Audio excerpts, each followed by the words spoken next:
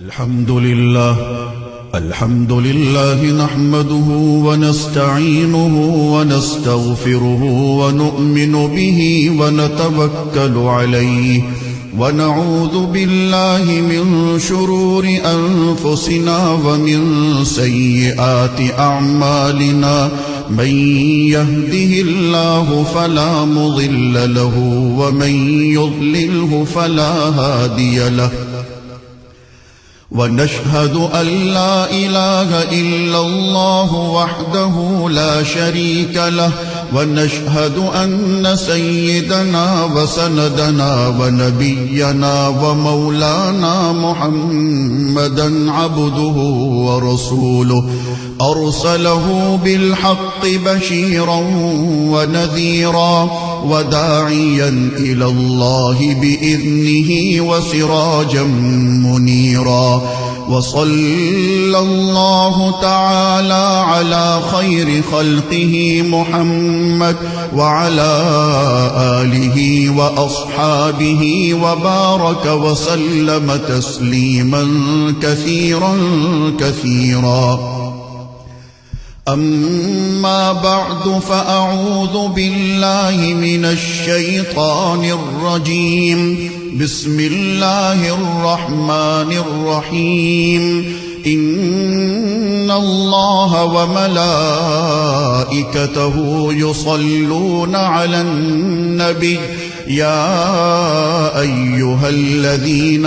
آمنوا صلوا عليه وسلموا تسليما. اللهم صل على سيدنا محمد وعلى آل سيدنا محمد بعدد من صلى وصام وصل كذلك على جميع الأنبياء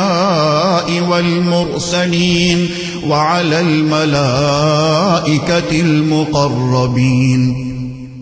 وعلى عباد الله الصالحين، خصوصا على سيد المتقين والأبرار صاحب النبي في الغار والمزار، أفضل الصحابة بالتحقيق، خليفة النبي بلا فصل،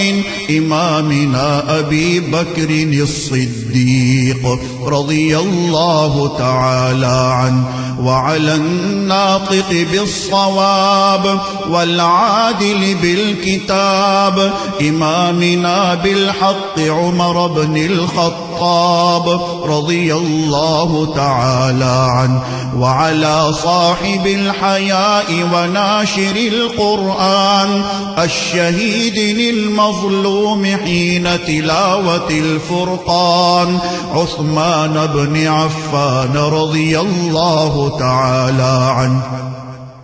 وعلى صاحب السيف والقضاء وناشر العلم والهدى أسد الله الغالب إمامنا علي بن أبي طالب رضي الله تعالى عنه، وعلى السيدين السندين السعيدين الشهيدين أبي محمد الحسن وأبي عبد الله الحسين رضي الله تعالى عنهما، وعلى سيدات الطاهرات بنات النبي المصطفى وأهل بيته المطهرة رضي الله تعالى عنهن،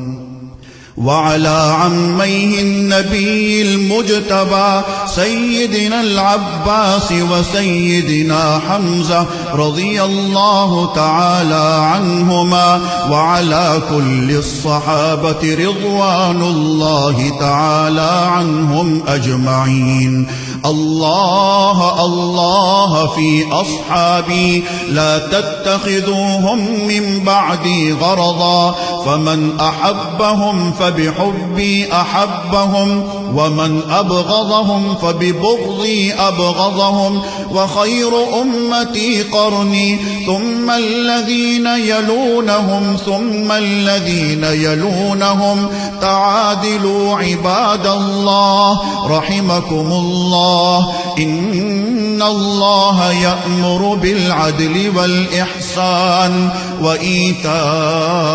ذي القربى وينهى عن الفحشاء